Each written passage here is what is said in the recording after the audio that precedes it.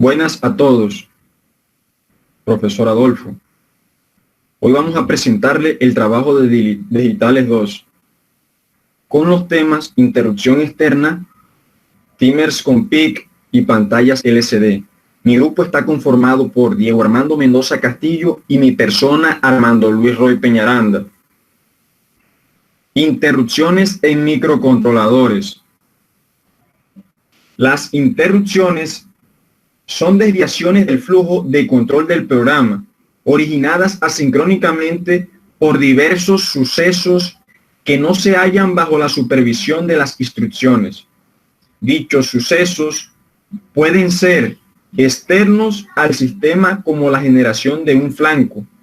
Un flanco puede ser de subida o de bajada, o un nivel activo en un pin del microcontrolador, o bien internos como el desbordamiento de un contador. También podemos ver una interrupción como un salto a subrutina ocasionado por una señal externa. El mecanismo de una interrupción de un procesador tiene que implementar todas las medidas que hagan que se pueda bifurcar a la rutina de tratamiento y así recuperar el estado del programa interrumpido cuando la rutina termina la ejecución. Se detiene la ejecución del programa cuando se salva la dirección actual del PC en la pila y se carga el PC con una dirección. En el caso de una interrupción, es una dirección recordada que tiene la memoria de código, llamada vector de interrupción, que para los microcontroladores de gama baja y gama media es de 0 por 0,4, mientras que en los de gama alta existen dos direcciones, 0 por 18 prioridad baja y 0 por 0,8 prioridad alta. El vector de interrupción. Hago énfasis en este vector de interrupción ya que es muy importante. Son posiciones de memoria donde la CPU obtiene la dirección de la rutina de tratamiento. El vector de interrupción es fijo, es una posición de memoria asociada a la línea de interrupción en caso de interrupciones autovectorizadas. También dice que el vector de interrupción o parte de él lo suministra el propio periférico cuando se le reconoce la interrupción. Este es en caso de interrupciones vectorizadas. El método usual de obtener la dirección de la rutina de tratamiento de la interrupción es a través de la tabla de vectores de interrupción, tabla que contiene las direcciones de las rutinas de tratamiento de cada interrupción. Ventajas de usar las directivas de interrupciones. Una ventaja es que el compilador genera el código necesario para saltar a la función que va tras esta directiva en el momento de la interrupción. Segunda, también genera código para salvar el principio y restituir al final el contenido o el contexto, y borrará el flag o bandera que está activo en la interrupción. Tercera, el programador debe seguir encargándose de habilitar las interrupciones. Es necesario destacar que un dispositivo solo puede interrumpir a otro cuando su nivel de prioridad es mayor que el que está atendiendo. De aquí se puede deducir que aquellas interrupciones con menor prioridad no podrían interrumpir la rutina de tratamiento de una de mayor prioridad. Tipos de interrupciones. Existen varios tipos de interrupciones. Como verán, les nombraré cada tipo de interrupción. Primero, interrupción externa PIC RBO IN. Interrupción por cambio lógico en el puerto B, pines RB4 a RB7. Interrupción por desborde del timer 0. Interrupción por desborde del timer 1. Interrupción por comparación exitosa.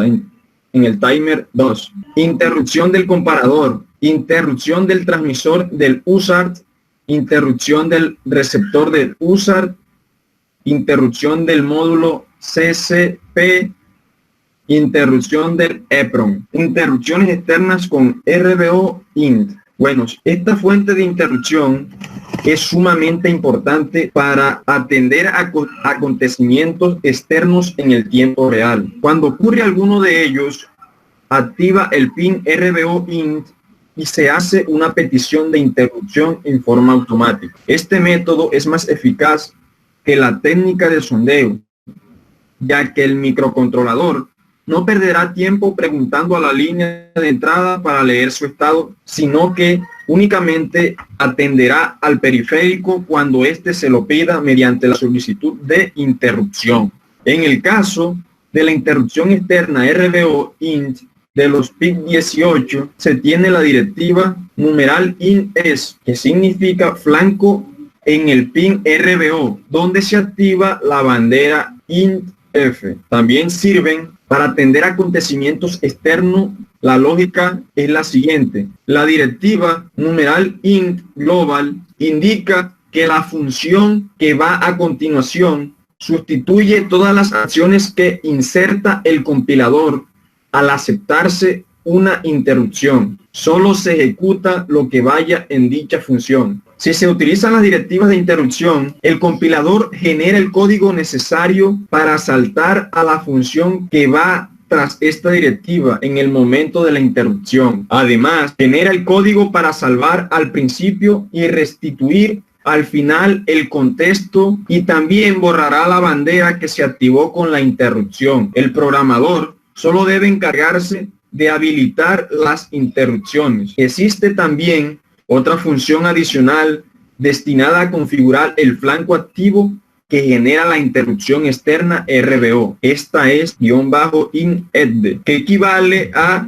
integ igual a 0, donde esta selecciona el flanco de bajada para activar la bandera int-f. Y está la otra que equivale a integ igual a 1, donde selecciona el flanco de subida para activar la bandera int-f. Interrupción RB4, RB7. Los pines RB7, RB4 del puerto B producen una sola interrupción por cambio de su estado. Para activar la interrupción por cambio de estados en los pines RB7, RB4, los bits RBIE y JIE del registro INCOUNT deberán estar a 1. En estas condiciones, cuando se produce un cambio de nivel en cualquiera de las líneas RB7 a RB4, aquí se activa la bandera RBIF del registro INCOUNT.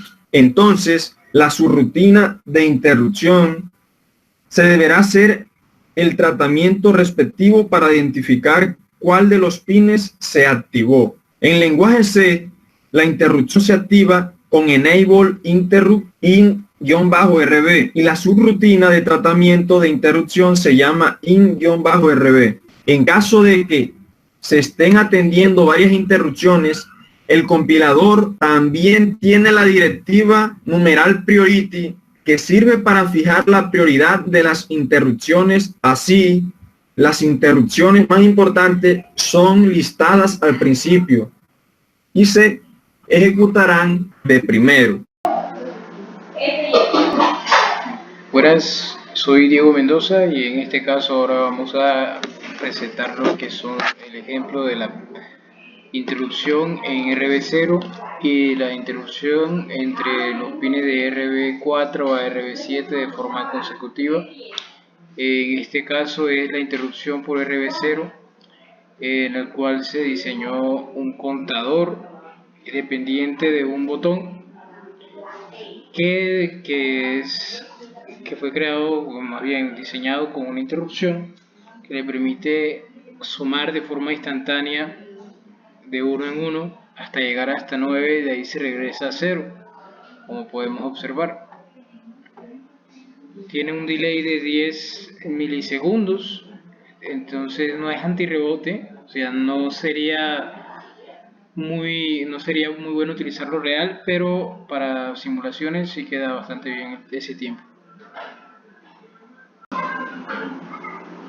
Para el circuito de interrupción de RB4 a RB7 tenemos este circuito simple de dos LEDs en los cuales la interrupción hace que del parpadeo del LED derecho cambie al izquierdo con mayor rapidez, y esta interrupción puede ser activada por cualquiera de los 4 switches que están arriba de los LEDs, por ejemplo.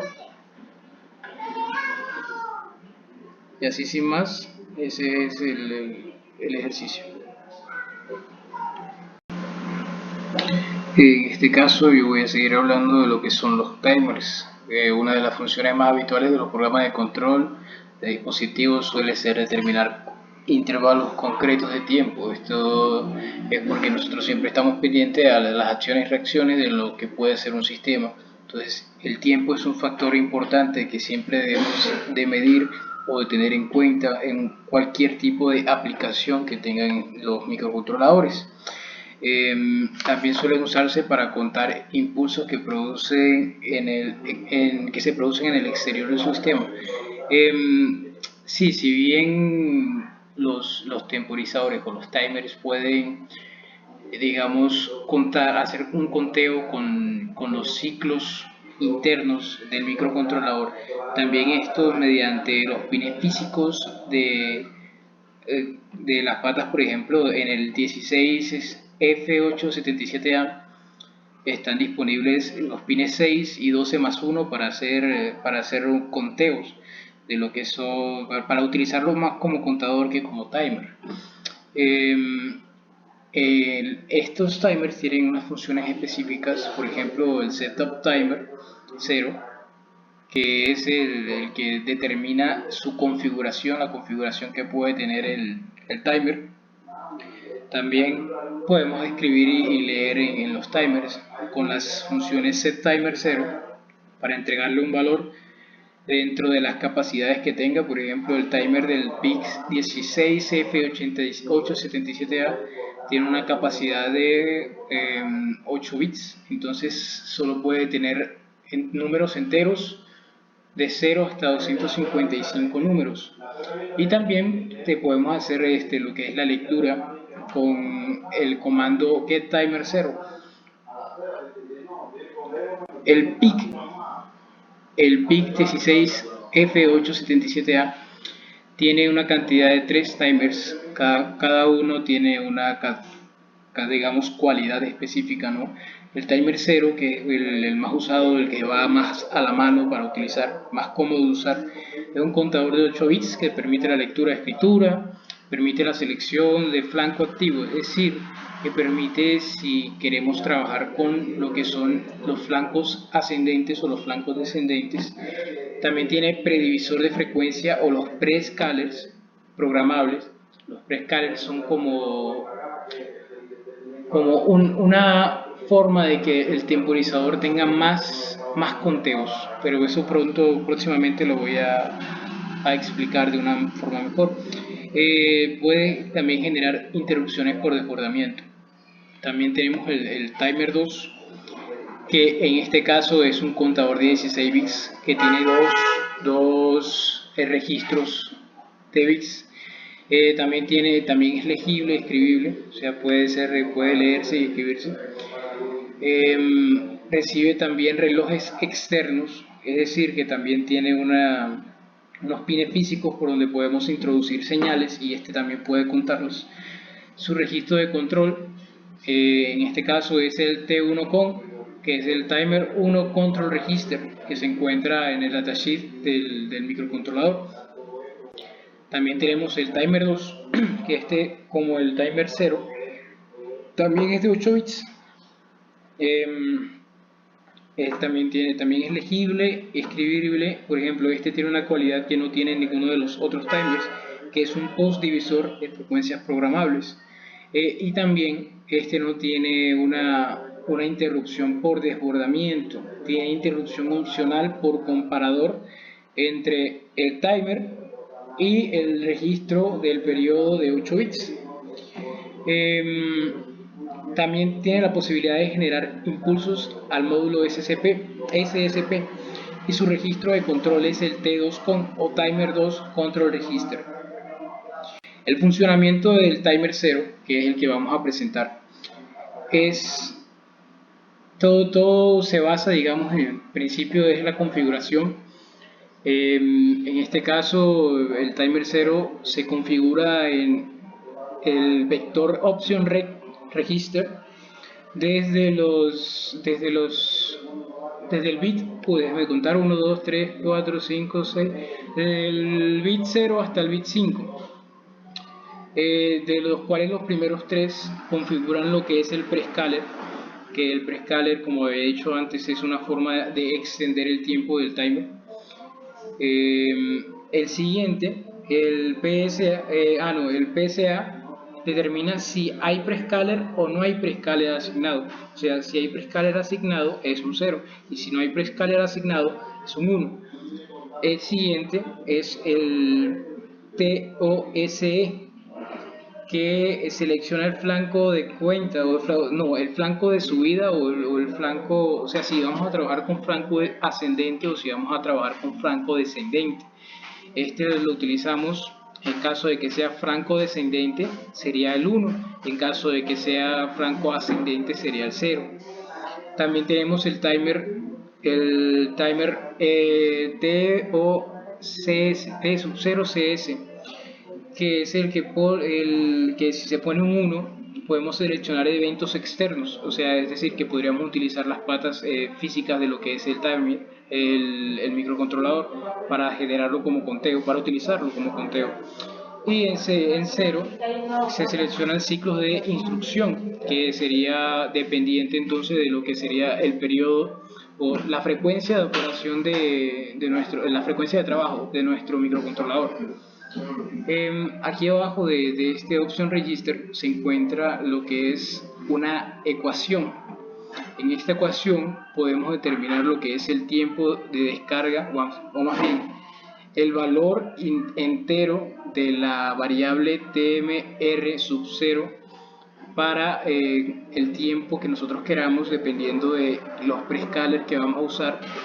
Y la lógica es la siguiente, pues si llega hasta 256 bits, tenemos que en la ecuación el tiempo de descarga, que es el tiempo estimado que nosotros deseamos para lo que es la temporización, ¿verdad?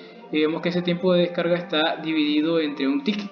Un tick es el periodo de trabajo, el periodo de, más bien, la duración de un ciclo de trabajo por el prescaler, por el valor que tengamos en el prescaler.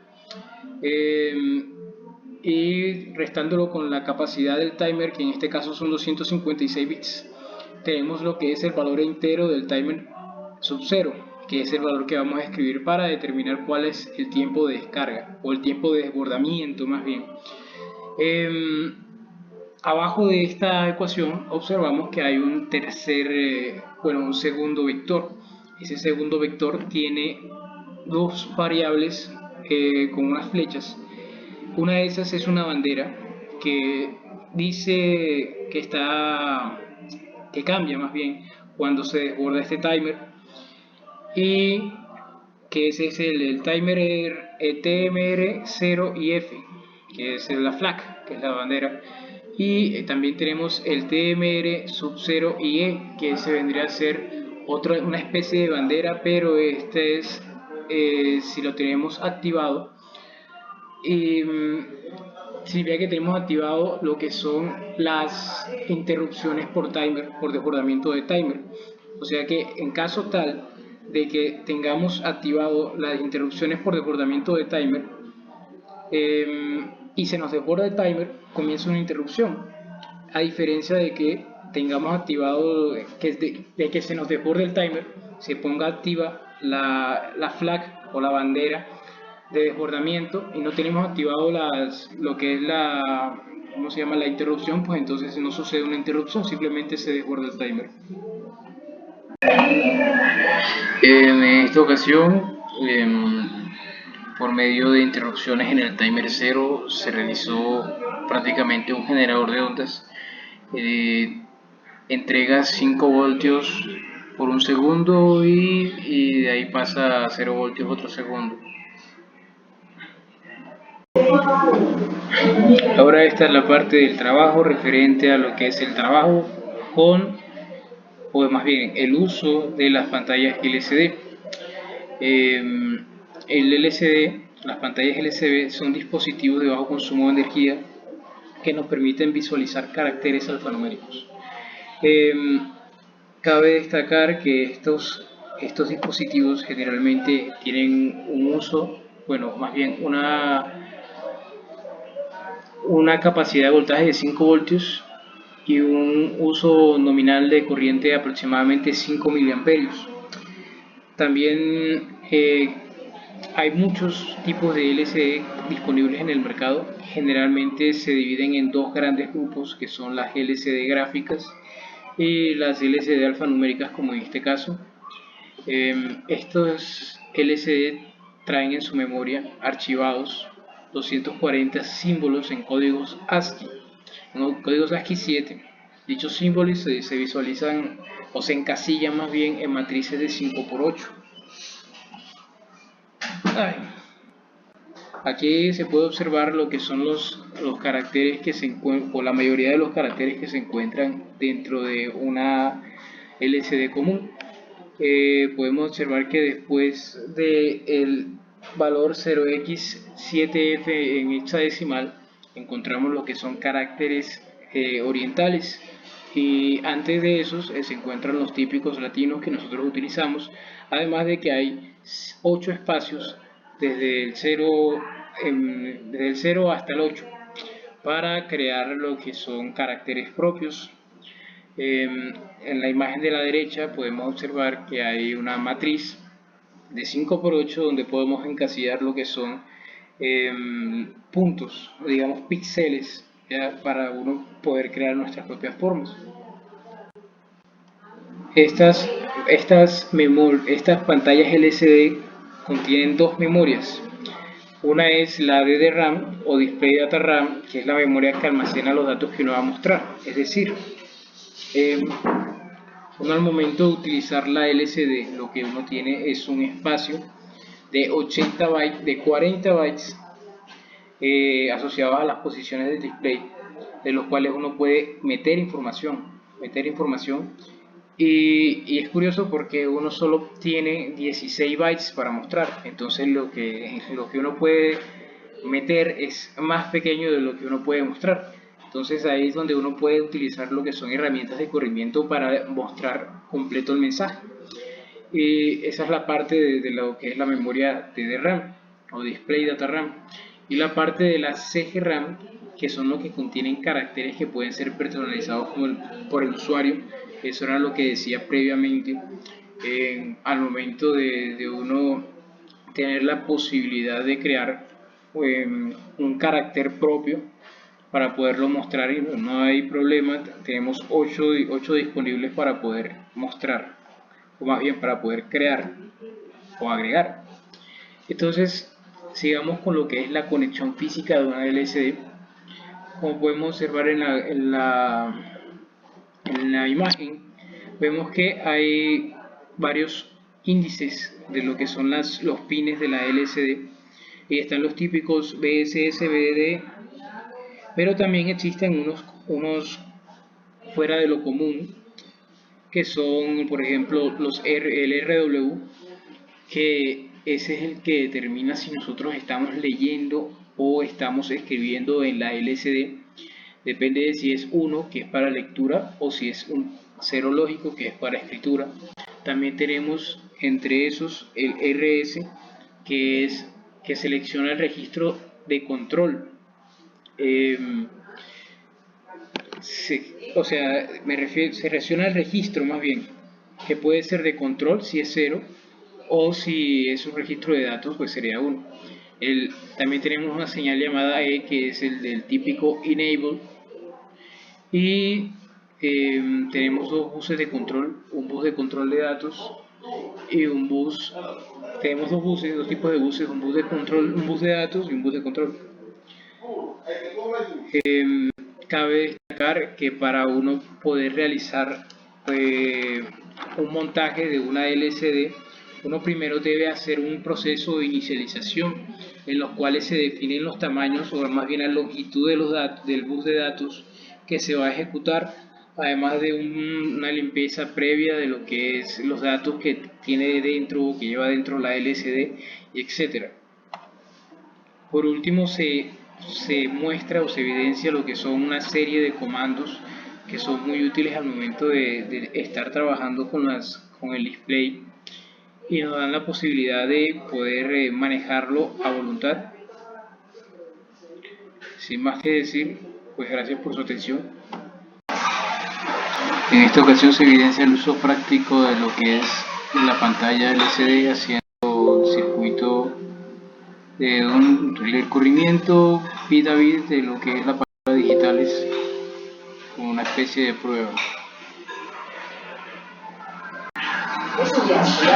Para el circuito práctico lo que se realizó fue un reloj programable con lo que son las interrupciones para la parte de la programación de la hora, y utilizamos LEDs 7 segmentos combinados por pares y ya multiplexados para lo que es la visualización. Entonces al momento uno de presionar en OK configurar, esto es una interrupción que nos detiene el reloj y nos permite cambiar lo que es la hora. Por ejemplo, vamos a poner que son las 5:10, perdón, bueno, esto quedó a las 5:07, voy a poner las 5:10, ok, configurar, se va moviendo hacia la derecha para irlo configurando. Aquí voy a configurar y ahí sí comienza a moverse los segundos. Entonces, porque ese es un reloj programable.